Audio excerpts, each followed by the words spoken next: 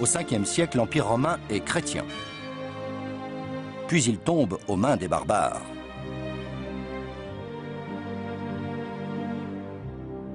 La partie orientale de l'Empire romain demeure intacte. C'est Byzance, dont la capitale est Constantinople. Parmi les nouveaux venus sur le continent, les Francs mérovingiens. Clovis et ses successeurs ont reconstitué un royaume qui représente l'ancienne Gaule romaine.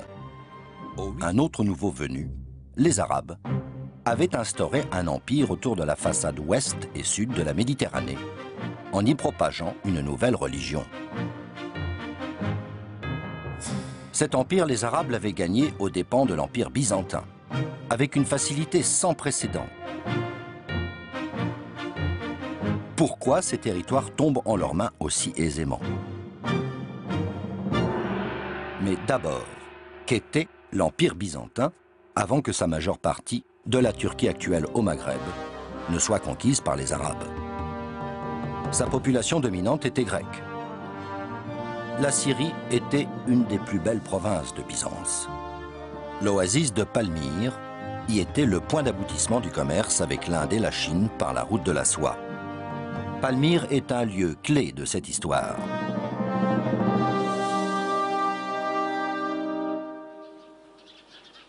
Palmyre. Palmyre est son antique et grandiose ville romaine.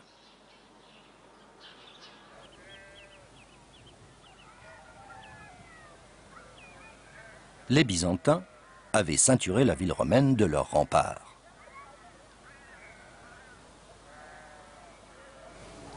Plus à l'est, le long de l'Euphrate, face à l'Empire perse, ils avaient dressé d'impressionnantes citadelles.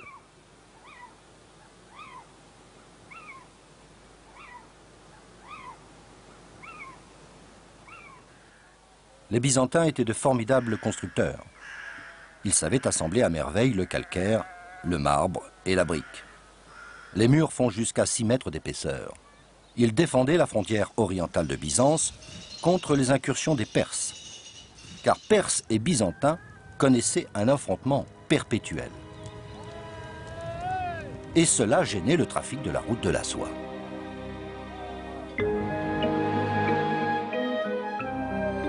Le commerce entre la Chine et l'Occident existait depuis le début du millénaire. Au 7e siècle, il était très florissant. Les caravanes partaient de Dunhuang dans le Xinjiang. C'étaient des chameaux montés par des Ouïghours. Ces caravanes traversaient les Himalayas et les steppes de l'Asie centrale.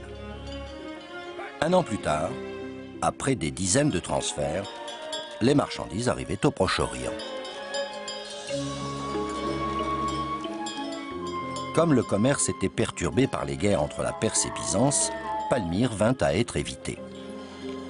Le trafic emprunte alors les branches sud de la route de la soie qui traverse l'Arabie ou la longe par la mer grâce à un cabotage de boutres. Les marchandises sont maintenant portées par des dromadaires, montés par des Arabes.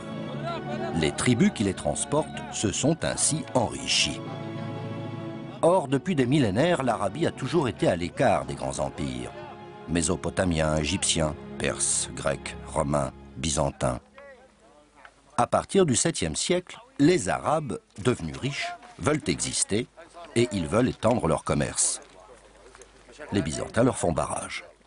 Ces derniers tiennent les ports de la Méditerranée. Ils veulent tout contrôler, tout taxer. Les Arabes veulent les chasser.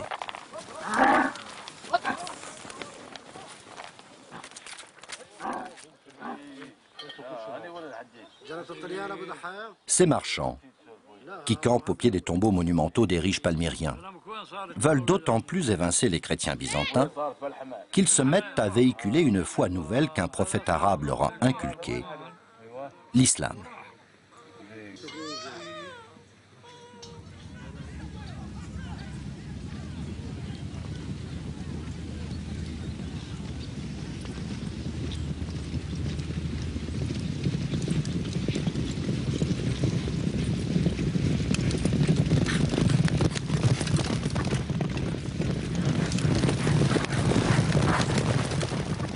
Les conquêtes arabes sont relatées à Charlemagne par le marchand juif qui l'a convoqué au château.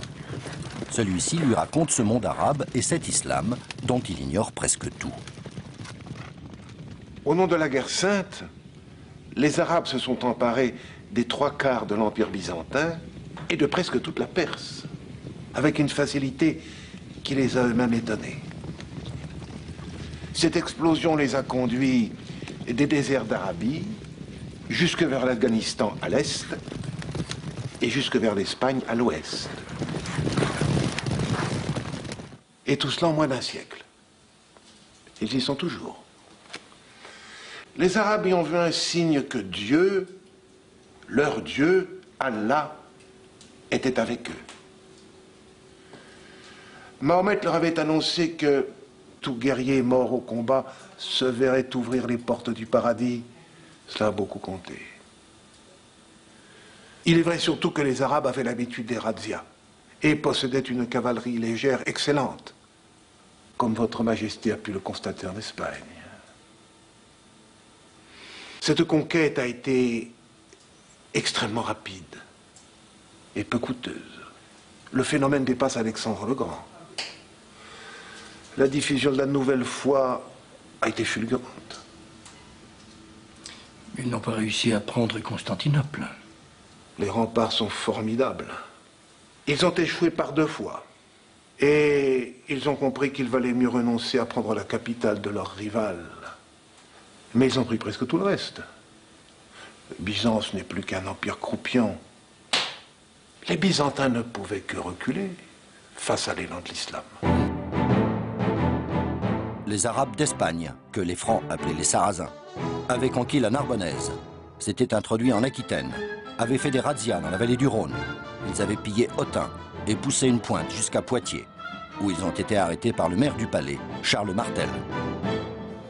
La cavalerie arabe, si légère et mobile, s'est heurtée à du jamais vu. Comme l'a noté un chroniqueur arabe, c'étaient des rangs serrés de guerriers bardés de fer, immobiles comme un mur, ils faisaient peur. Les Arabes n'ont pas insisté. Après tout, ces plaines humides du nord ne leur convenaient pas. Au bout d'une journée d'escarmouche, ils ont sagement reflué sur les Pyrénées.